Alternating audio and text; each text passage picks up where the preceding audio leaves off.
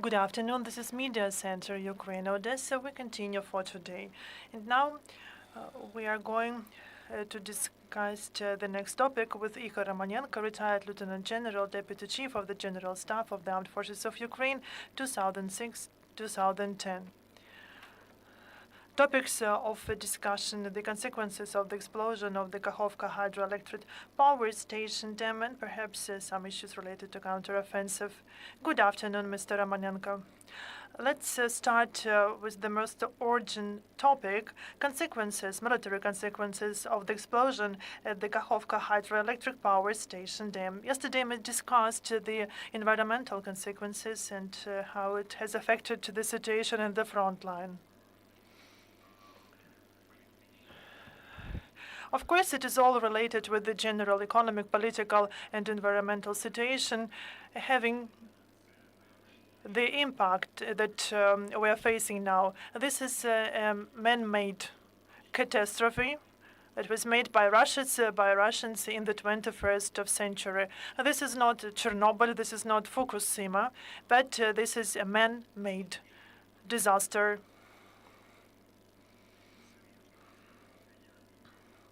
We can consider this as the next stage of the war.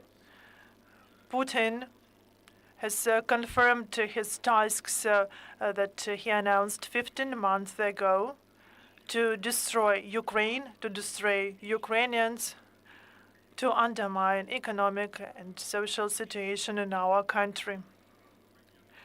As for the military aspect of this disaster, the Russians tested how they could affect our counteroffensive. So, as it is known, they sent, so to say, peacekeepers from different parts of the world. They wanted to prevent our counteroffensive. And they also wanted, allegedly, to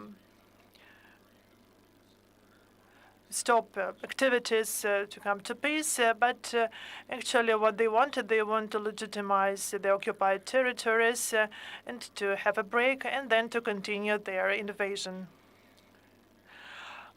They attacked us to decrease the capacity of our counteroffensive reserves. Counteroffensive and offensive reserves. And we saw the biggest amount of air attack in May, using different types of missiles and rockets, ballistic, aerodynamic, etc. They also use UAVs. And we have air defense system and missile complexes that we have now. The last modification of Patriots that were provided by Germans and Americans. We have also some Franco-Italian anti-missile system. And this is a historical page when it comes to air raid defense. You know that 7 Kinjals have been destroyed, and this is modification of Iskander missiles that can be launched in the air. So these are airborne missiles to increase the speed of Iskander for it to become hypersonic. Those the aircraft that can become supersonic, and these ballistic missiles as Iskander and Kinjal are very difficult targets for anti-missile system because of their high speed. They can also maneuver at the final area, and also the Russian propaganda heated by Putin said that it was impossible to down such missiles, but we can see that we can shut them down in 100% cases. Unfortunately, that was not the case in the beginning of the full-scale invasion, but then we were provided with the mentioned systems, and our military was able to shut down 7 Kinjals and around 18, 17 Iskanders. And also the Russians used during May cruise missiles, 555 and seaborne calibers. But all these activities did not have the results that they expected, and they know about this because they take scouting measures. And the proposals were perhaps studied by Putin.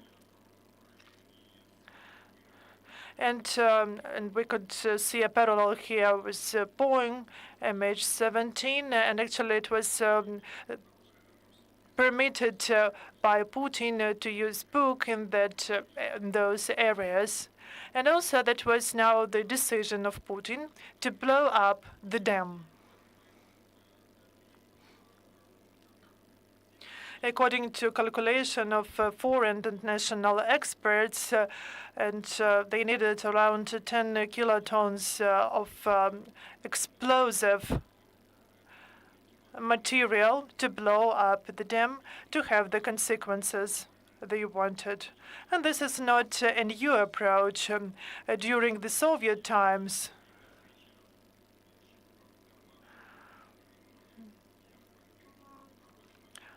Marshal Zhukov conducted a drill in 1954, and they made kind of a test. They exploded several nuclear explosions, and then several divisions were sent to those areas. People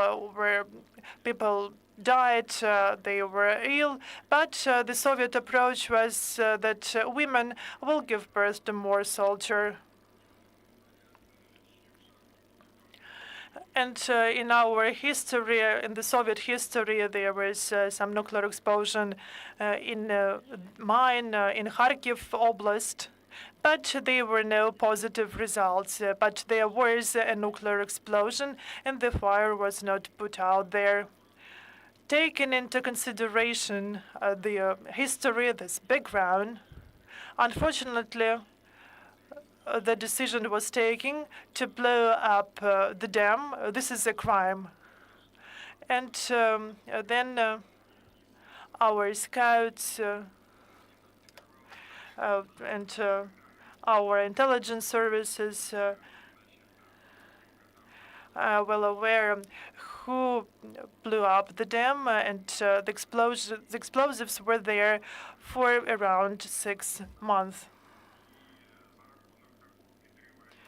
So they were getting ready to our counteroffensive, and they believed that after the explosion at the dam, and because of the quick discharge of water, they will be able to take their military equipment. But they did not have enough time for that. So they shot their own leg, so to say, because not all Russian military could leave the territory. The territory was flooded too quick. And I think this is the reason, actually, why they decided to blow up the dam and how they wanted to affect the military situation. So 10 kilotons, this is an equivalent of nuclear weapon. So we cannot say that they use nuclear weapon. Yes. And actually, the Russian propaganda says that Ukraine is to blame for that. And this is we can make the example of Antonivsky Bridge. And this construction, the construction of the dam, is even more robust because actually they were constructed with the due regard to possible nuclear explosion or explosion of some missile. And I think that we should have used a squadron Su-24, a lot of bombs to blow up the dam. And I do not want actually to dwell longer on Russian propaganda. This is the same situation with the Boeing MH17. So they offered different types of fake versions, and now they're going to use other fakes to put the blame on Ukraine. We need to understand this, but we need to continue our work. We need to liberate our territories. And Russian soldiers are now on trees, and perhaps we should collect them as fruit from there, and we should move on and liberate our territories to the south, to Crimea, and further on. And I think that the nuclear explosion in the mine that you've mentioned, that was the Donetsk region. There were nuclear testing and actually they had to pump up the water from that mine. Yes, that was in the Donetsk region, but their aim was to put out the fire there. But they were not able to achieve this. So during the Soviet times, they experimented over the military, over civilians, over miners, and Russia has inherited this, and actually they don't value people's life. The next question is related to counteroffensive. Today, the deputy head of the Minister of Defense, Anna Mahler, has informed us that the counteroffensive is ongoing, including in Bakhmut direction. Last time, we discussed with you F-16 fighters, and the question is the following. When will we get F-16 fighters, and what will be the first military tasks for such fighters?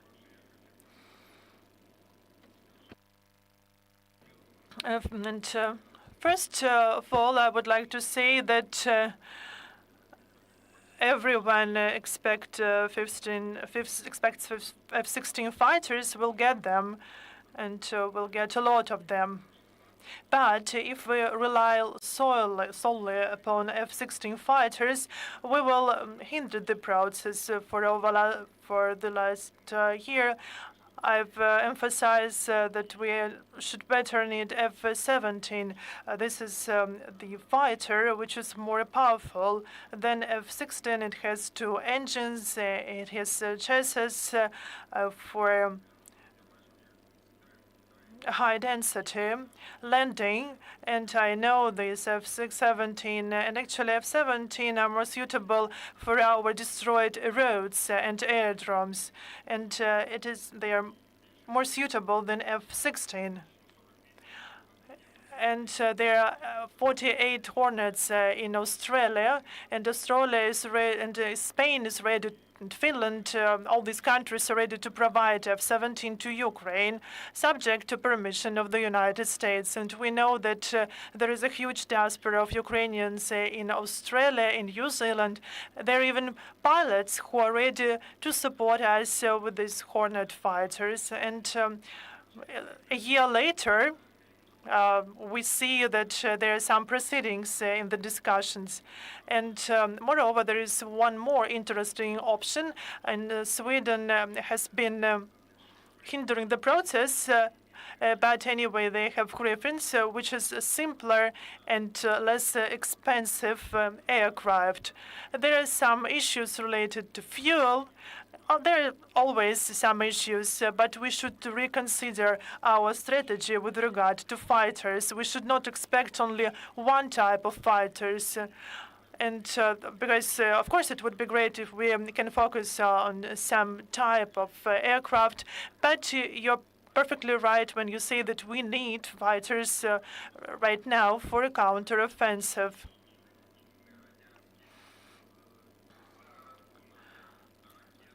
And as we can see that now we have missiles of Soviet and not Soviet origin, which is very important now for us. And we would like to thank the UK and the Germans and the French are still considering the issue. That would be great if the United States would also agree to provide this to Ukraine, but they are rather reluctant with the Abramses, Hedakams, and we already have launching systems for that, MLRS, HIMARS, and so there is only the issue of transferring of this type of weapon.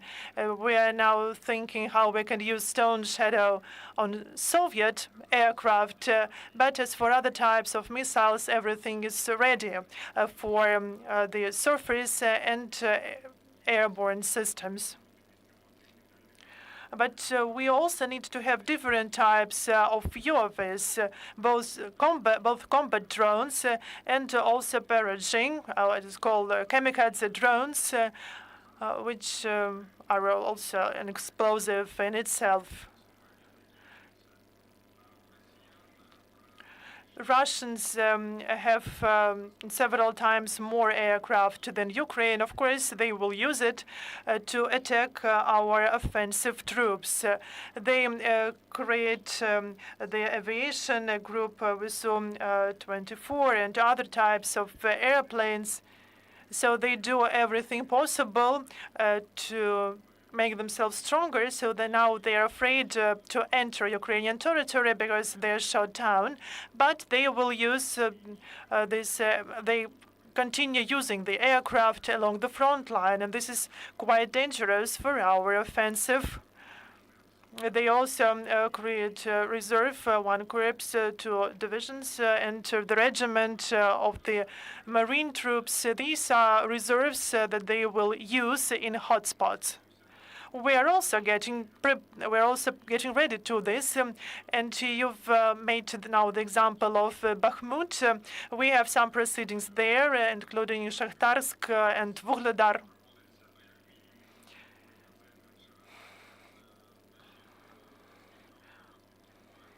And we also have the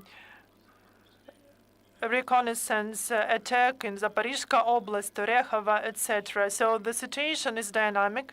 It keeps changing because, of course, we need to use the time that we have to deoccupy our territories. You've mentioned the dawning of Russian aircraft, and just around a month ago, 4 or 5 planes and helicopters were shot down during one day. And I have the next question. The raids by RDK and Legion of Freedom, can such raids increase the capacity of Ukrainian anti-aircraft system? And also, is it effective to fight Russian airplanes? This is a good example because overall, this period, our troops, our army is considering how they can prevent the controlled air bombs, and this is like 1 ton, half ton, and you can see the significant destruction caused by these highly precise controlled bombs. So, it just with regard to this, and the anti-aircraft system, software system, was used of the medium range and long range. And when it comes to long range, these are anti-missile system, Patriots and SAMT. And we also use S-300 V1 and S-300B. There are also long-range systems. And we can also speak about the dawning of Su-35 in the thighs over the sea. So they did not expect that we have such a long-range system, and we could destroy their plane.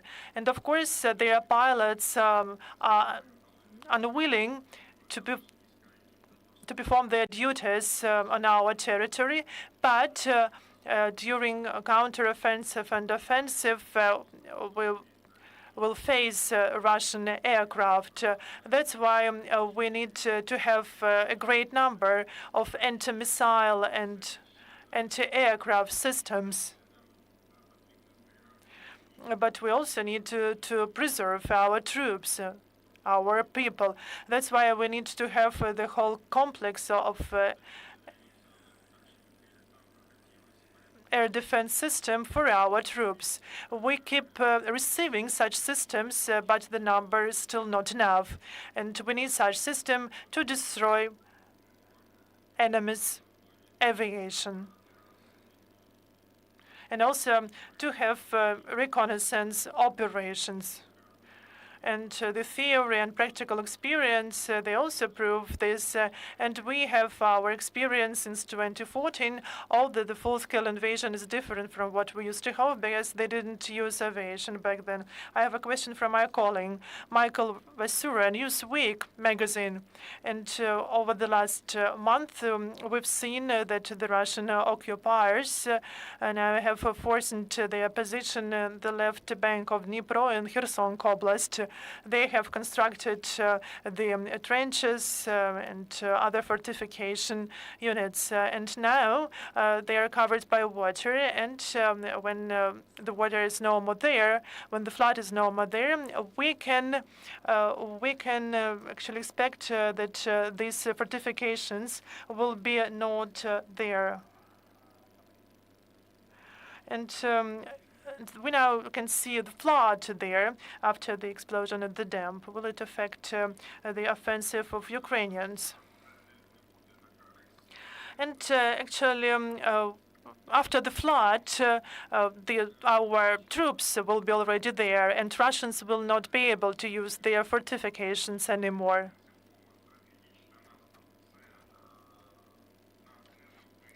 And actually, this cannot stop our counteroffensive, but there were several plans, and even the worst scenario was expected. But anyway, we need to change our plans, and of course, the general staff is well aware of the situation, and they are already introducing changes to our plans. So we now can see such barrier. But there is a more kind of a professional question how to use this situation. Now the flood hinders our counteroffensive, but we can also make use of the situation to liberate occupied territories and also to achieve our goals within our offensive operations. Thank you. I have the last question. Almost at once, as Ukraine got Storm Shadow missiles, we learned about Russian attacks on aerodromes or other aviation facilities. It was reported by the spokesman of the Armed Forces of Ukraine. Can we expect that as soon as we get Hornets from Australia, that Russian troops will try to find these systems and to destroy them to make it impossible for Ukrainians to use them? And of course, they try to chase everything new. We can just talk about NASAMS, RST, HIMARS. So any times of new artillery systems and new military complexes like Lancets are, of course, become their targets. Of course, they will not change their practice. But as soon as we get the final permission of the United States, because we already got permission for training and perhaps for expert, but as for the direct application, they want to do it as with the Abrams. So they promised to provide this to us by the end of this year and at the beginning of the next year. But Republicans help them because they put the question for a consideration, saying that they should choose between pretending they support Ukraine and the real support provided to Ukraine. But they use the different approach because they make others support Ukraine, and would like to thank the United States for that. But when it comes to principal issues, they want to occupy like secondary positions. Of course, this is their right because they think about global issues all over the world, but we need just to do our work. And I think that the situation in Ukraine does not affect not only Ukraine, but also Europe and the whole world in general. And the United States fight for preserving the world order. Thank you. Thank you, Mr. Romanenko, for your time. Hopefully, we will be able to have with us online or offline when you're in Odessa. Thank you, too. Thank you. Our next briefing will take place in 5-10 minutes. Please stay tuned.